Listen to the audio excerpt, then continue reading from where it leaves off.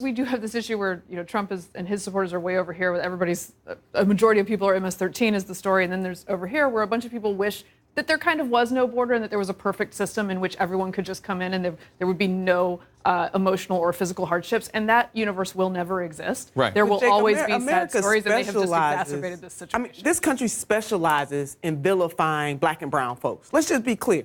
The president picked that narrative about gang activity deliberately because he's picking that narrative to explain our Hispanic, mainly Hispanic on the southern border, sisters and brothers. He doesn't use that same narrative with other immigrants in this country. Even when he made the shithole country comment, he was talking about countries and nations of color. So let's not delude ourselves. This is a deliberate narrative that the president has used. It is a deliberate policy that his administration has put in place to dehumanize black and brown people in this country, and it plays to a certain segment of this country. Listen, I think this is the same president you're talking about that has wanted to have a pathway for citizenship for 2 million illegals that President Obama didn't offer. I mean, you know what? That's all well and good. But so how is that a racist policy? What is he doing? How's that a racist policy? What is he doing right now? He offered. The Democrats rejected that out of hand. Forget the Democrats. The Republicans are in control, David. I'm saying he put forth a credible proposal. We didn't do it with the Republicans. Also, he did. He put forth a credible proposal. I do look forward to the midterm pitch that the United States of America specializes in vilifying black and brown people. I do not think that will work for Democrats. They do. Take it to the polls. Take it to the voters and enjoy. No, we will take it to the polls, but the history of this country, too. How many examples would you like me to give you about how this country specializes in that? This is not a great next year, pitch. 19, next year, 1919, it'll be 400 years since the first Africans were brought to this continent as slaves. So it's not a pitch, it's a reality in this country. And the fact that you're taking such a cavalier attitude about the suffering of black and brown people in this country is appalling. No, it's not. It's absolutely appalling. Are you trying to say that this country does not specialize in racism and bigotry? I am saying that racism exists. I am saying that the United States of America but you have the luxury. You have the luxury to be cavalier about it. But my folks don't have the luxury of being cavalier about it. Listen, I think the fact that you don't understand my point because you never lived a day in my shoes or the shoes of my ancestors.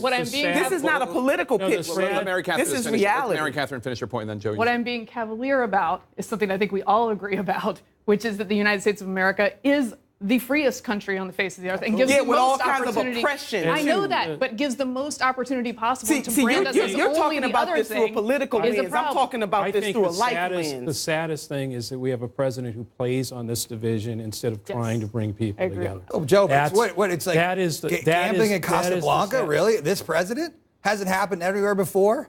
That's nowhere before? Let's just say this one's unconventional. Joe, you specialize in this stuff, buddy. You run races. That's whataboutism, man. You're right there with the whataboutism. You did it. Joe, that's what you do for a living. This is really messed up. You spin for a living, bud. This is really messed up. This is not a spin. People's lives are on the line. Kids have been separated from their parents. The president doesn't drive this division at all. Never. This is not spin. Joe, I'm not. Listen, but for you to say, I'm shocked that the president is doing this.